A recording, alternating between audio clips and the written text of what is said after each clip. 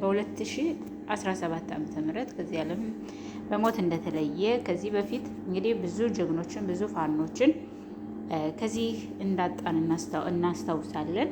ዛሬም እንግዲህ እንደ ሌሎቹ ፋኖች እንደ ሌሎቹ ጀግኖች እሱንም ከአንድ ታጋይ ያጠናል ማለት ነው። አንድ ታጋይ ባጣን ልክ ምን ያህል ከባድ እንደሚሆን እንግዲህ መሬት ላይ ያሉ ታጋዮቹ ራሳቸው ያውቁታል ማለት ነው።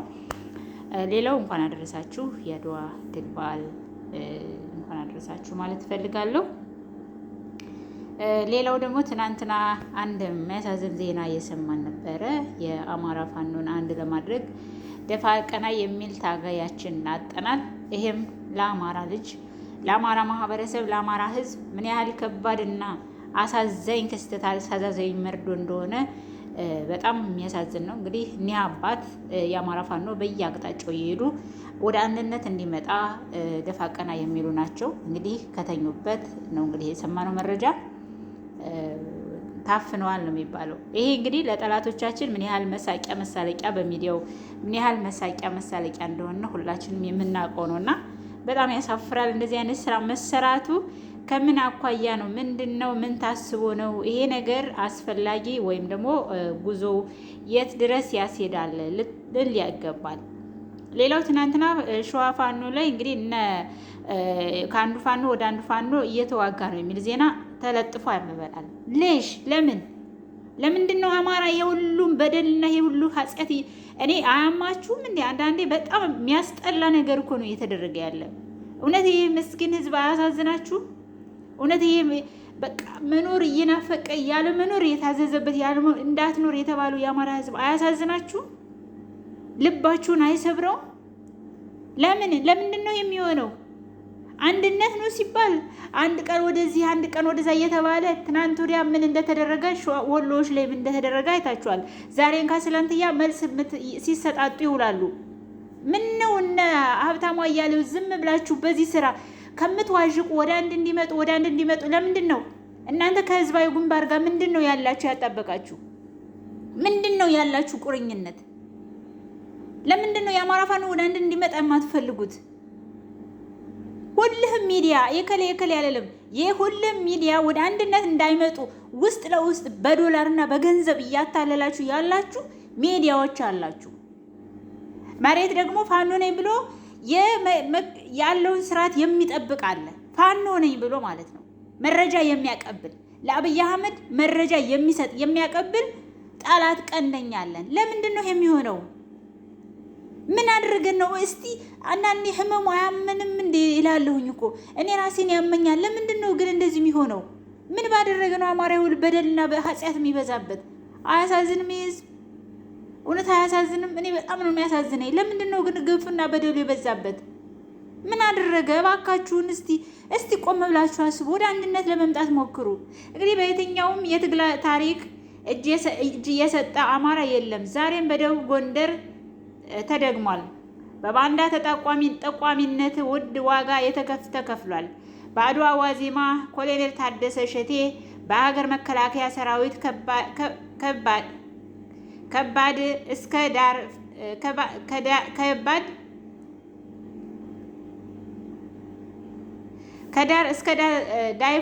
ከዳርፍር እስከ መቃዲሾ የአማራ ልዩ ኃይልን መልሶ የማደራጀትና በመምራት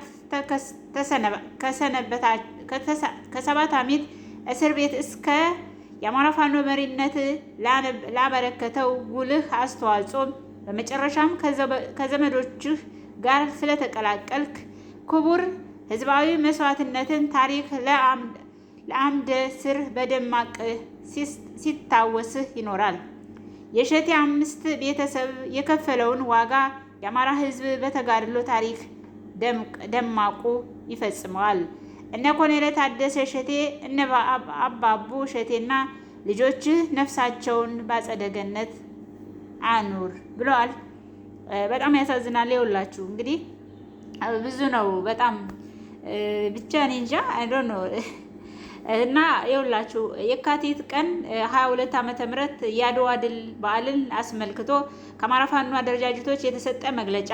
በእግዚአብሔር እርዳታ አገሬን አሳልፌ አልሰጥም። ዳግም ምኒልክ እንኳን ለአድዋ ድል በዓል አደረሳችሁ።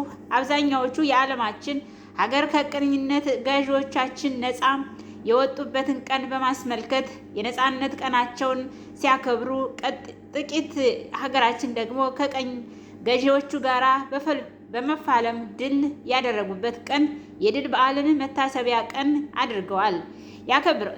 ያከብራሉ። ሀገራችን ኢትዮጵያን በ19ኛው መቶ ክፍለ ዘመን መጨረሻ በግዙፍ ነገስቷ ዳግማዊ አጼ ምኒልክ በምትመራበት ዓመታት በካቲት 23 1988 ዓ.ም ከአውሮፓ ቀኝ ገዢ የጣሊያን መንግስት ጋር አድዋ ላይ በተደረገ ጦርነት በተጎናጸፈላቸው ድል ምክንያት የድል በዓል ከሚያከብሩ ጥቂት ሀገራት ተርታ በቀዳሚነት ትገኛለች። የኢትዮጵያ ድል በዓል ቀዳሚና ልዩ የሚያደርገው ታዲያ እንደ ሌሎቹ የድል በዓልን እንደሚያከብሩ ሀገራችን ሀገር አቀፍ ሳይሆን ዓለም አቀፍ በመሆን ነው። ድሉ የኢትዮጵያውያን ብቻ ሳይሆን ምድር ላይ ጥቁር ቀለም ይዘው ለተወለዱ የሰው ዘር በሙሉ በመሆኑ የአድዋ ድል ሰውነትን፣ አሸናፊነትና አዋቂነትን መሰረት መሪነትን ወዘተ በቀለም ላይ ያልተመሰረቱ የሰው ሁሉ ጸጋ መሆናቸው እያሳየ ለዓለም ሰውነት ብቻ መሰረት ያደረገ አስተያየት እንዲኖራቸው ያስቻለ ሲሆን አዲስ ስርዓትና የተገኘ ለውጥ ያመጣ ድል ነገ የአድዋ ድል የጥቁሮችን በሰውነትን ያስመሰከረ ብቻ ሳይሆን ጥቁር ሰው በጦር ሜዳ ጦር መርቶ ማሸነፍ የሚችል መሪና አሸናፊነት ምድራዊ ኃይል መሆኑንም ያሳየ ነው። የአድዋን ጦርነት የተገበሩ በነበሩት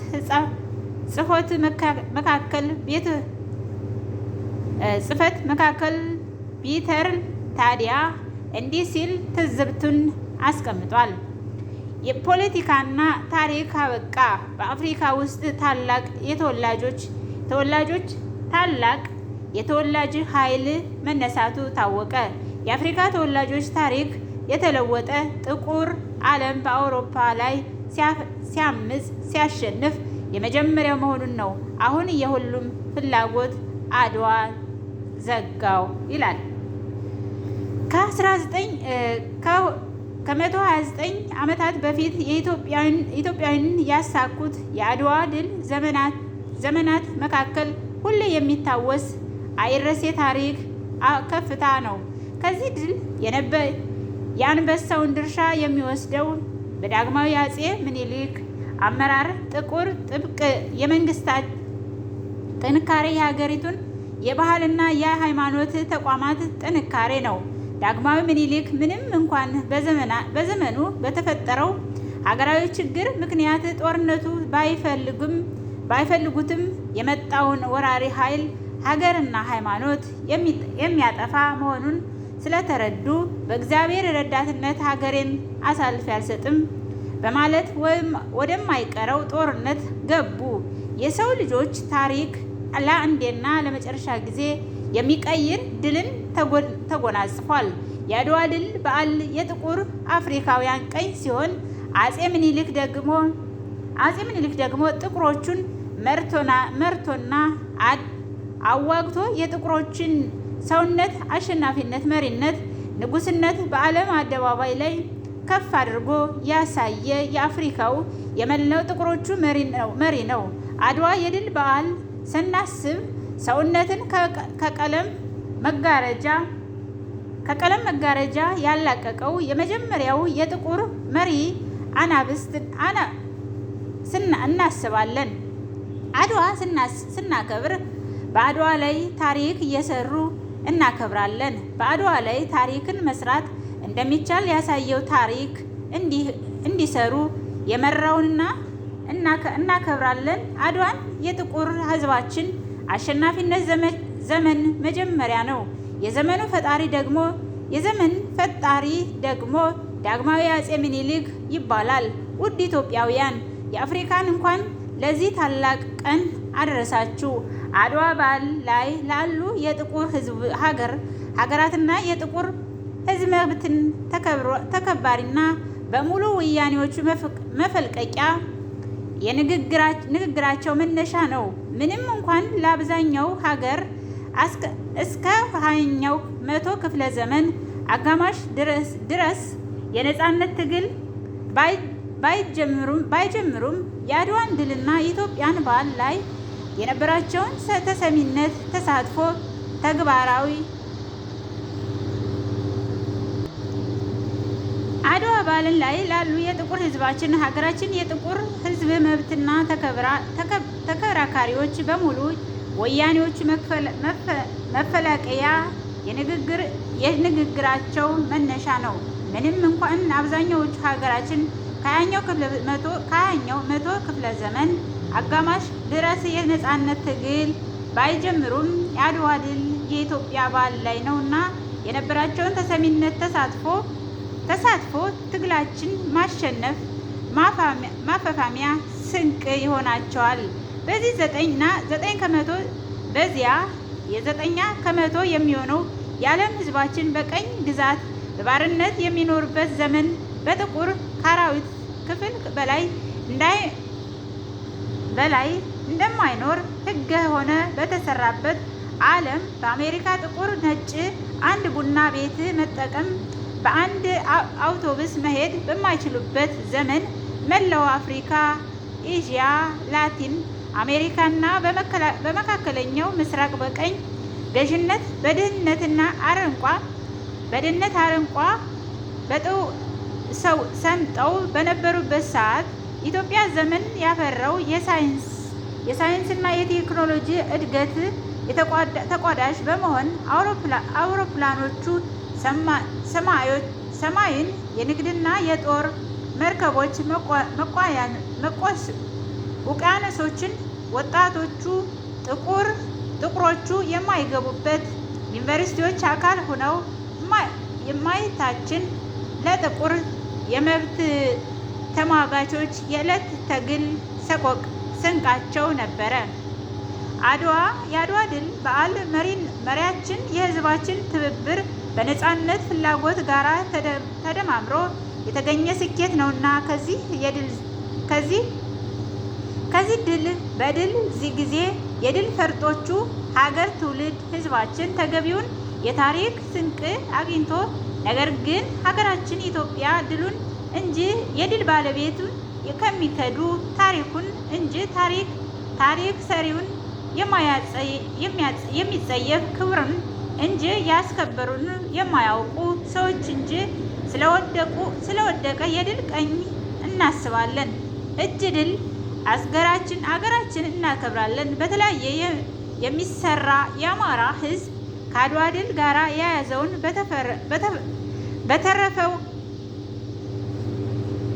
በተፈረከው ሀገሪቱ መልሶ ለመቆጣጠር በተፈጠሩ የሶስት ትርክቶች ምክንያት በሀገር ውስጥ ባሉ የፖለቲካ ኃይሎች ሆነ በአንዳንድ ውጭ ጸሐፊ ዘንድ ያሉ የደረሱን በደሎች ሁሉ ጽንሳቸው ስናስባቸው የሚጀምረው ከዚህ ቀኛ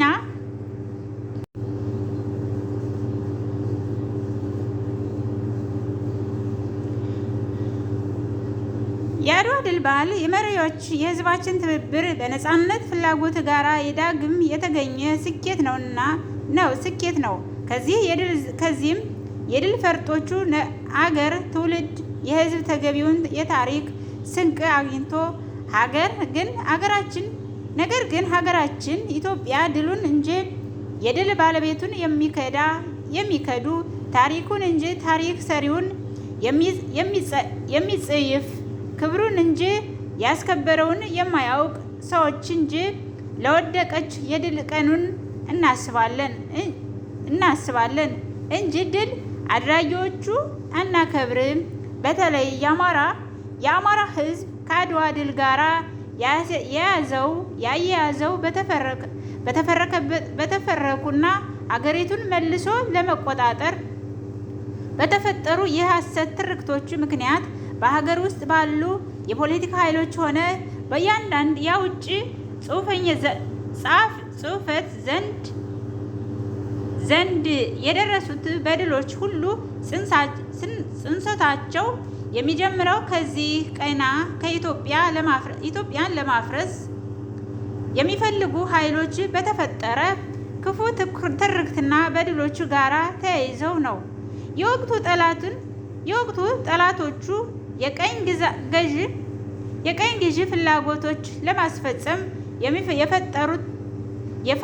የፈጠሩትን ሐሰተኛ ትርክት ሀገር ማፍረስ መንገድ እንደ ትግል ስልትና ስትራቴጂ በመጠቀም የዛዎቹ የሀገር ውስጥ ፋሽስቱ በህዝባችን ላይ በዓለም ላይ ታይቶ የማይታወቅ ደረጃ በድል እያደረሱ ይገኛሉ። የሀገሪቱ ዜጎች ስንቱን ለባርነት የምትመኙ የአድዋ ባለታሪኮች ስለሆነ ታሪክ እንድንሆን ፈለጉ። ስለዚህም በሰማይ በምድር ጦርነት የከፈቱብን በአማራ ህዝብ ላይ ጦርነት ከፍተው የድል በዓል ያከብራሉ። ዳግማዊ ምኒልክ በሰራውና በመራው ድል አብይ አህመድን ያመሰግናሉ። ስለሆነም የአማራ ህዝብ ከአባቱ ከምኒልክ በተማረው መሰረት ሀገር አልባ ሊያደርገው የተነሳውን የአምባገነንነት የአብይ አህመድ የብልጽግና መንግስት በእግዚአብሔር ረዳትነት ሀገሬን አሳልፌ አልሰጥም፣ ሌላው ይገባል። አምባገነንነቱ የብልጽግና ስርዓት አገር አልባ፣ ባህል አልባ፣ ሃይማኖት አልባ፣ ታሪክ አልባ ሊያደርገው ተነስቷልና ሀገሬን አሳልፌ አልሰጥም ልትለው ይገባል። በአማራ ህዝብ ህልውና ትግል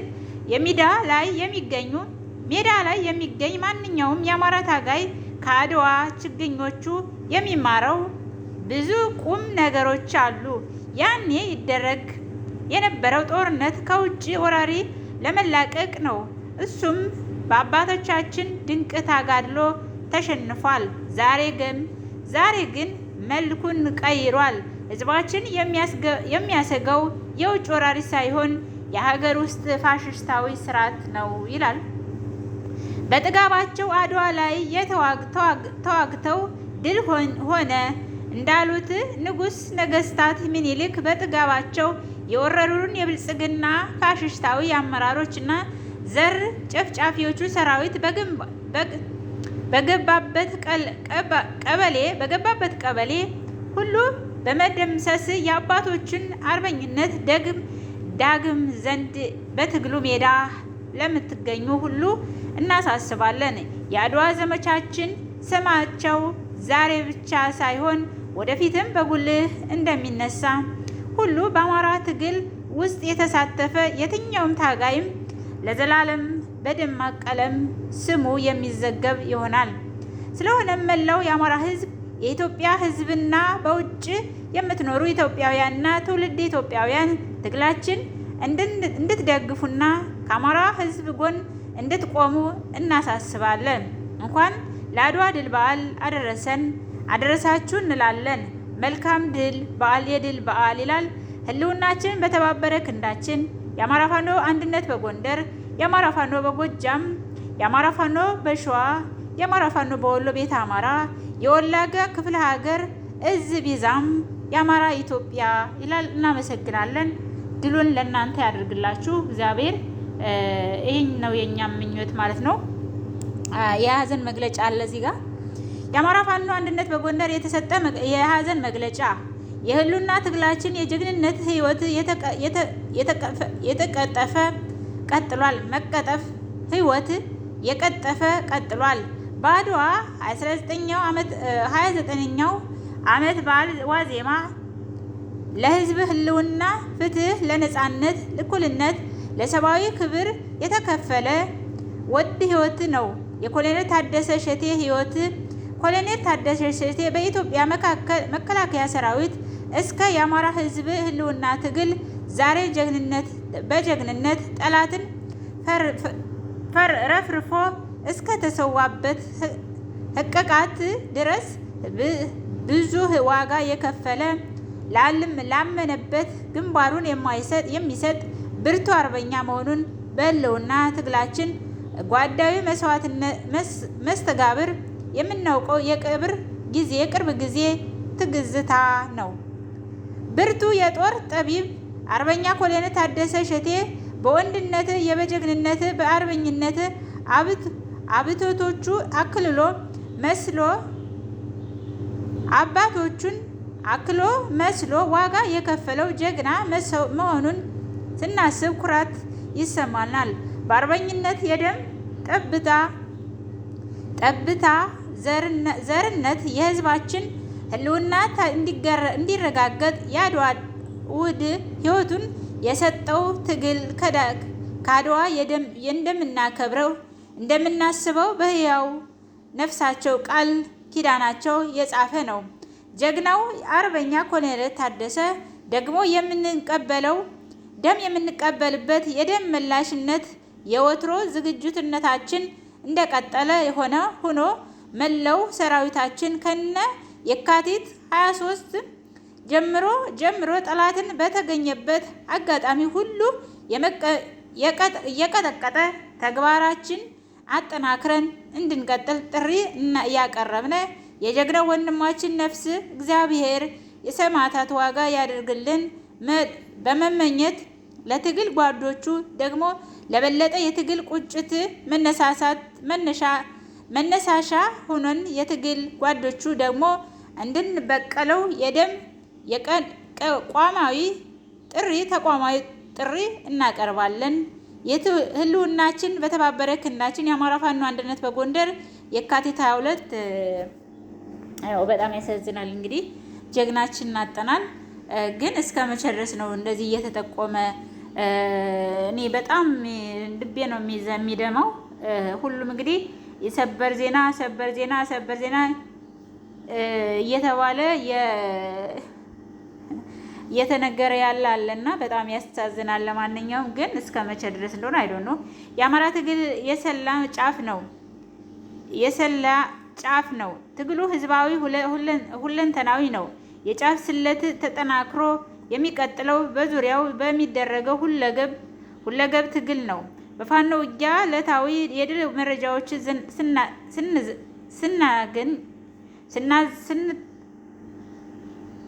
ተዘናግተን በመጠቀም እንደዘናጋ የሚያደርጉ ሊሆኑ አይገባም። የሁላችንም የዕለት ከዕለት ትግል አስተዋጽኦ እጅግ አስፈላጊ ነው። በመላው ኢትዮጵያ ያለው አማራ ከዚህ ገዢ ቡድን የሚጠብቅህ የብሔር አጠባ በአገዛዙ ቀኝ የሚጠብቅ በነገራችን ላይ ትክክል ነው። ይሄን ነገር ባልጨርሰው ማለት ነው። ያው ሁላችንም እንግዲህ ለሞቱት ጀግኖቻችን ነፍስ ይማር ማለት እንፈልጋለን። እንግዲህ ረመዳን ስራ በመሆኑ ላይቭ መግባት ባለመቻሌ እንግዲህ ያው ዛሬም ቪዲዮ ለቅቄላችኋለሁ። ይሄን ቪዲዮ ላይክ እና ሼር በማድረግ ቤተሰብ ሁኑ። ሀሳብ አስተያየታችሁን ጻፉ ማለት ፈልጋለሁ። አመሰግናለሁ።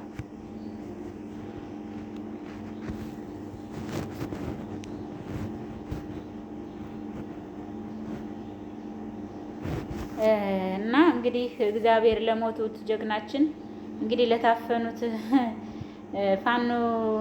ፋኖን አፈነው እያሉ እንግዲህ እንዲህ ያለ ዜና እየሰሩብን ነውና በጣም የሚያሳዝን ውርደት ነው። በጣም የሚያሳዝን ነው። እንግዲህ ይሄ ሂደት እንዴት እንደሚያስሄድ የት ድረስ እንደሆነ አይዶን ነው። እንግዲህ የሚመለከታቸው አካል ይሄን ነገር መላ እንድትሉት በዚህ አጋጣሚ መልዕክት ማስተላለፍ ፈልጋለሁ ማለት ነው።